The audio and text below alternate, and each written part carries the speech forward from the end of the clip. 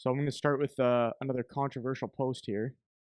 Um, so last week, and it is actually, I think it is a good point to kind of clarify or sharpen up because it's something that a lot of people think. We were talking about um, if you need to play with better players to get better. So one of the clips we had that came out from the last episode was, or 2 episodes ago now, was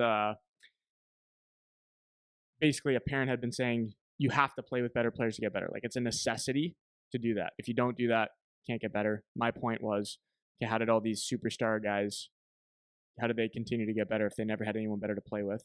So that was your Crosbys, McDavids, yada yada. Yep. And then there was a whole lot of discussion on this post about the fact that they had played up, right? So between Bedard, McDavid, Crosby, they were always playing up. And it didn't really get to the point that I was trying to make, which for these guys, like McDavid, the example I gave was he U16. I didn't say this in the last episode, but just talking with somebody about it. He played a year up, so he's playing U16 when he was a U15. Yeah, because he was in '97. Yeah, so he would have been. And I coached the '97s in Bell Tire. Right. So I was able to watch some of his midget games up when he was with the '96s. Right. So he had, I think, assuming his stats are right, he had like 200 plus points as a year younger playing U16. Okay. So by far the best player on the ice. Like not even a question. Okay. Josh Hosang was on his team and skill level was the same. Okay. So if you take Josh Hosang off his line, is Connor McDavid still the best player on the ice? He's Connor McDavid. Okay. This is my point. This is exactly my point. Okay. So if you had to go even in youth hockeys, so if let's say Josh Hosang was the best guy also, they're the top two. Like who's better in that U16 year, Hosang or McDavid? From what you remember,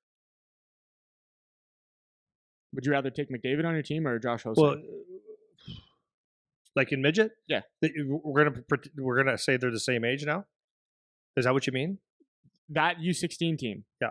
Not at the same age. So Connor is a Connor's U15 a year younger, playing on the Marlies, yeah. And Josh Hosang on the Marlies. Who are you going to take? So I didn't watch them enough, obviously. Okay. Like I saw them play a few times.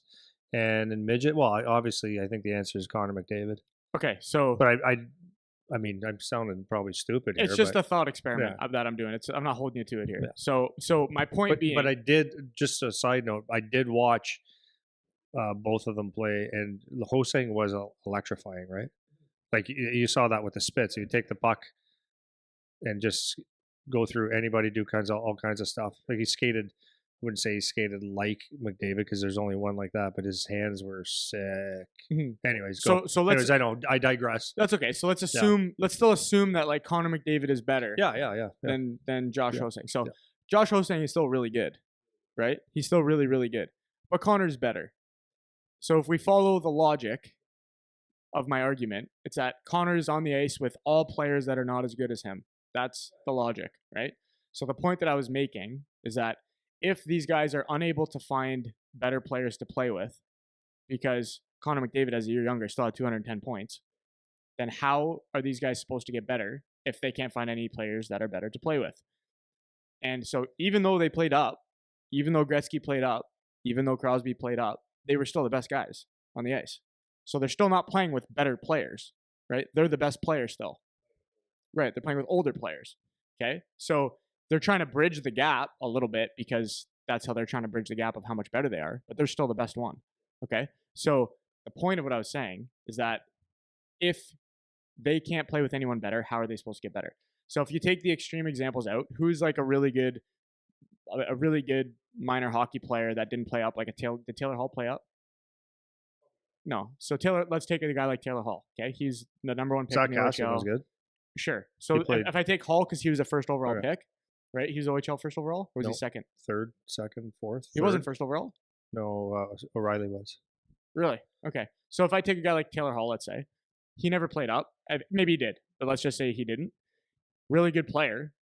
Probably the best guy on the ice most of the places that he played, right?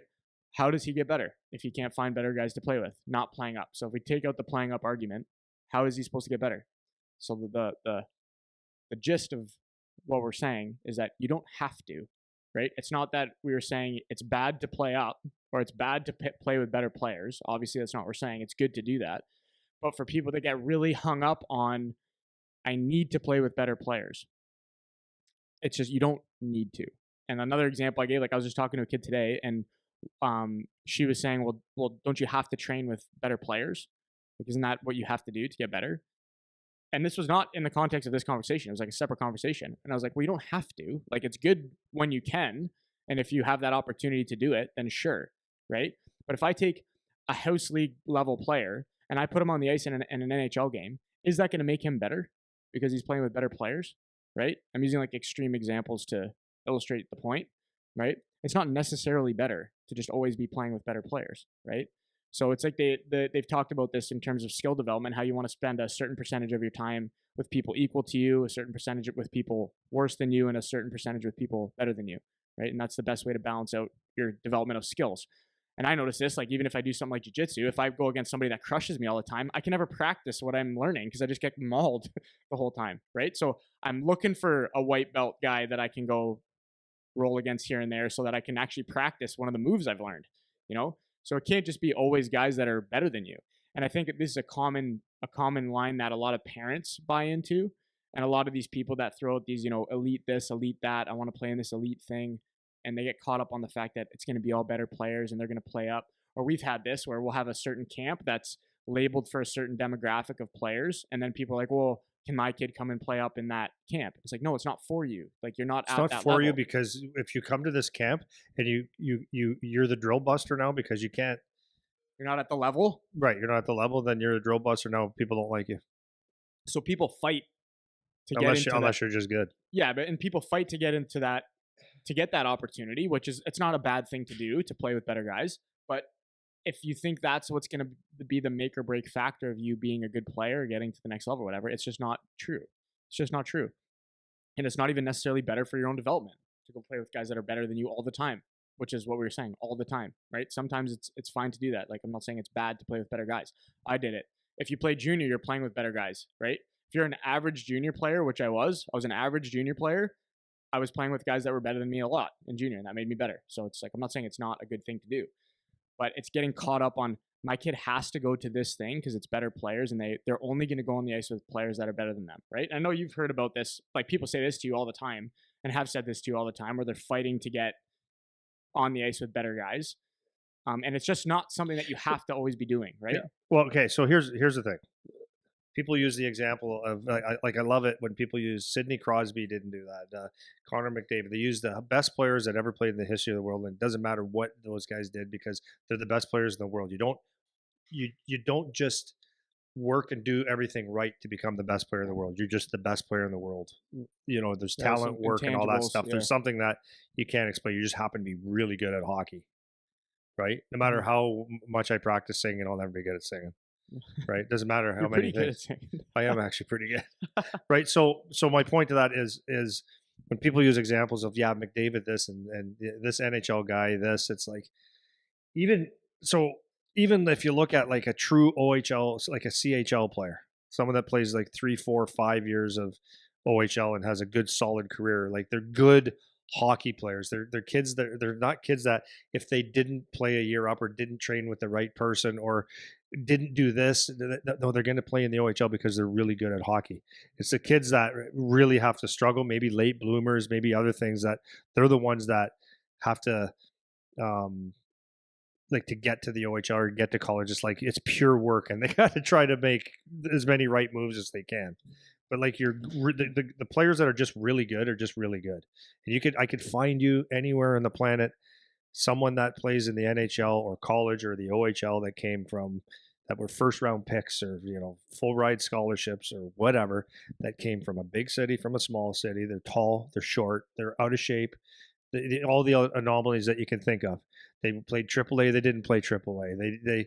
They had an outdoor rink, and that's where they did all their work, or they had private lessons their whole life. And that's what they did. It's like the bottom line is that the best players, and what I mean by the best players, I don't mean Sidney Crosby, Connor McDavid, and Bedard, because what I mean the best players are the players that play junior college pro. They're really good players that worked hard. It's not they did everything perfectly right, and without that they wouldn't make it. So That's the first thing I would say is like you don't. There's not a recipe for because my point to that is like if you came from Saskatchewan and you played in you played in a farm town. I mean, it's a lot different now, but if you played in a small town like from out west and um, you don't have private lessons and you can't really move up a year or whatever the case is, it's like it is what it is, and there's still first round picks and NHL players and college players that come from there, right? You can take the kids from Toronto and the biggest Montreal, Toronto, Ottawa, Calgary, Vancouver, Edmonton, the big cities in Canada, and they could all play AAA on the best leagues in that area, Detroit, whatever. And there's a certain way that they do things, but it's like to say that you have to be at the best players is not necessarily true, and it's not necessarily false.